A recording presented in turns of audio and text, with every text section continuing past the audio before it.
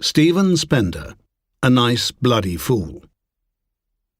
Review of Stephen Spender, the authorized biography by John Sutherland. The Atlantic, January-February 2005. One of the early poems with which Stephen Spender made his name opens like this: "My parents kept me from children who were rough." In 1957, in The Sense of Movement, Tom Gunn proclaimed, "I praise the overdogs from Alexander to those who would not play with Stephen Spender."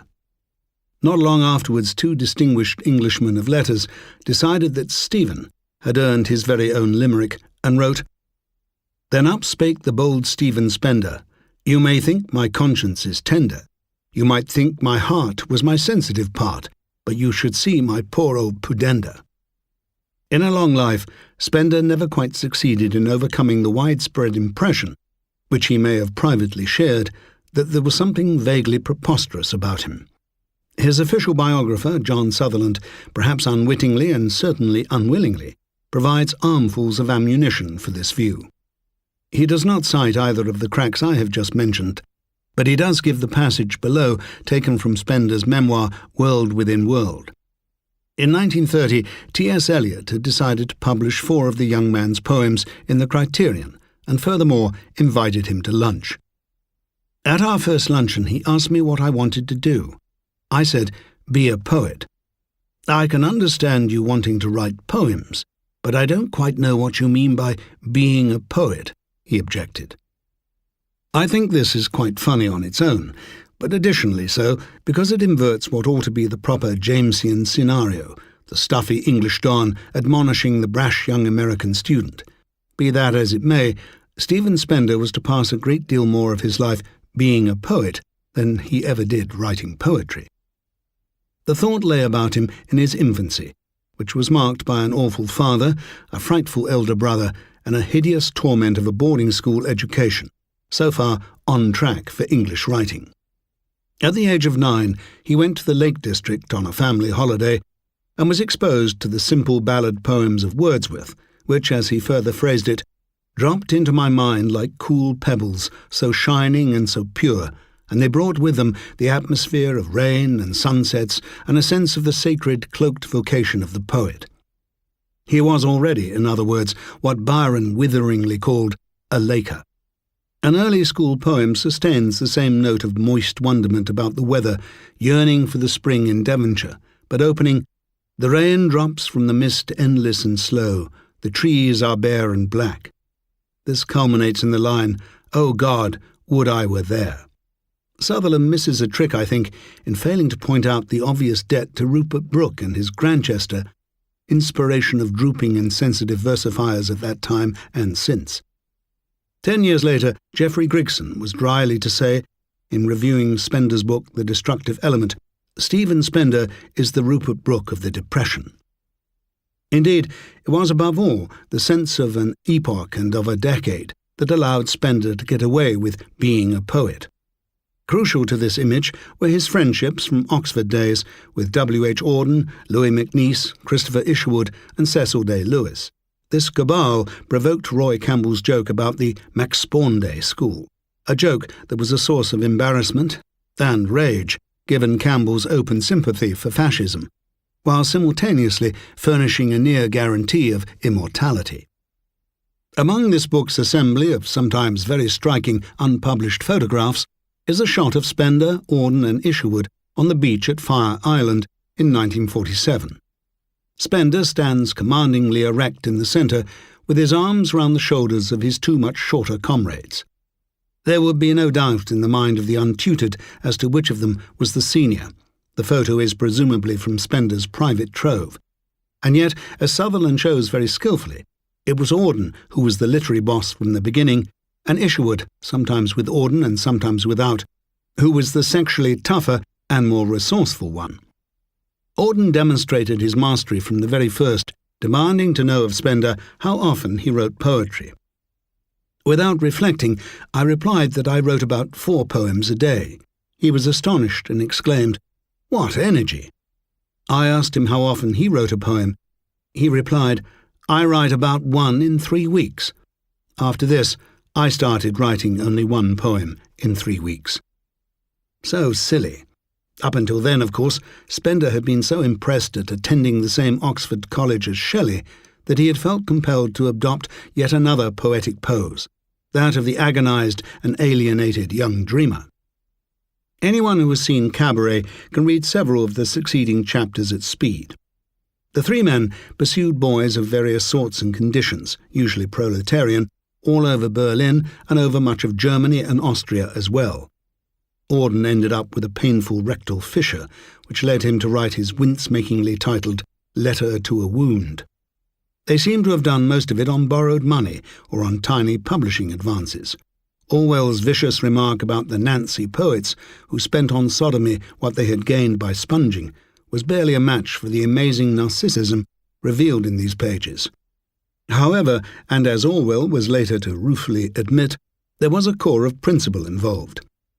Spender could feel fascism coming on and was appalled by the premonitory symptoms of it. He may have made a complete fool of himself by going briefly to Spain. The leader of the British Communist Party, the cynical Harry Pollitt, probably did say that he thought Spender's only usefulness would be to die the death of a Byronic martyr. Another potential poetic character for him to have adopted had he been less prudent than he was.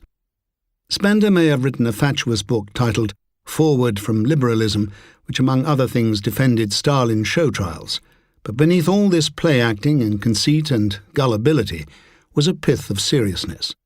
We can reconstruct this not from Goodbye to Berlin, but from the words of Isaiah. Dr. Berlin, whatever his many drawbacks, was an excellent judge of character. What he saw in Spender was an open-faced, vulnerable, rather captivating readiness to take chances. Most bullied English public schoolboys with oppressive fathers would soon have learned how to wear a protective carapace of some sort. Spender remained a naïf in the best sense of that term, even as he remained something of an adolescent in matters of the pudendum. The reason I don't name the authors of the above limerick, written by contemporaries of his, is that even now they regard it as accurate but unkind. The hinge moment, if I read Sutherland correctly, came with the outbreak of the Second World War. Spender had become an admirer of America, but it would not have occurred to him to take ship and leave England at that moment, as Auden and Isherwood both famously did. In the course of an earlier quarrel, Spender had exclaimed to Isherwood, "If we're going to part, at least let's part like men." Isherwood had won that round, replying bitterly, "But Stephen, we aren't men." In some fashion or manner, brittleness of that sort was to become de trop after Dunkirk. Spender stayed on, tried to enlist, and was rejected on health grounds, which ranged from tapeworm to varicose veins. Joined the London Fire Brigade, not a soft option at that time, and also became a husband and father. Sutherland rightly doesn't speculate about this, but there appears to me to have been a latent connection between the advent of war and the triumph of Spender's heterosexual side. His disastrous earlier open marriage to the bohemian hellminx Inez Pearn had been a failure, partly because of his reluctance to break things off with his lover Tony Heinemann, here depicted as sponger and sodomite on a majestic scale. By falling for Natasha Litvin, a gifted musician and a considerable beauty, Spender found himself not only able to hold on to a serious woman for the first time, but also, and perhaps not without its own significance that year, to confirm and affirm the slightly suppressed Jewish element in his family background. His mother, Violet Schuster, was from a long line of converted and assimilated English Jews originating in Frankfurt. The war also improved his poetry. In the 30s, Spender had had to contend with the criticism, obviously wounding to an aspiring writer and poet, that he didn't write very well at all. Eliot noticed it, Auden noticed it, Cyril Connolly noticed it. To Connolly, Spender wrote in that disarming manner that Isaiah Berlin so adored. "You are quite right about the bad writing. I'm very sorry. It disturbs me very much." Hilarious. Even his most famous poem, I think continually of those who were truly great, with its closing line, "and left the vivid air signed with their honour," had to be retouched by Isherwood before it sang. Spender's readers often had to put up with things like Hampstead Autumn, 1932, yet another rumination on the seasons. In the fat autumn evening street, hands from my childhood stretch out and ring muffin bells. Possibly.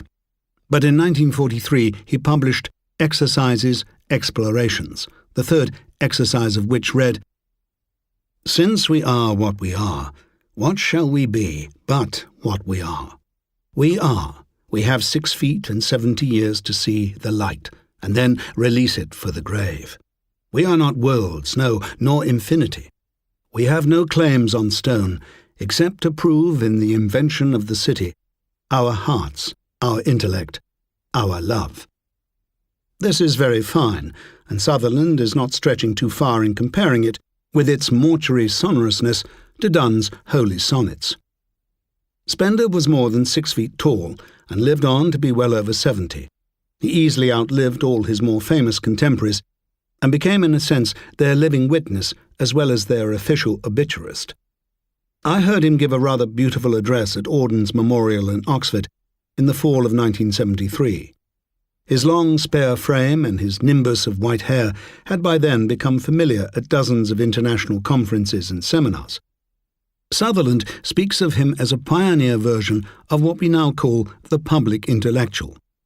But Noel Annan went a bit further in terming him a cultural statesman, a concept with a trapdoor of absurdity built right into it.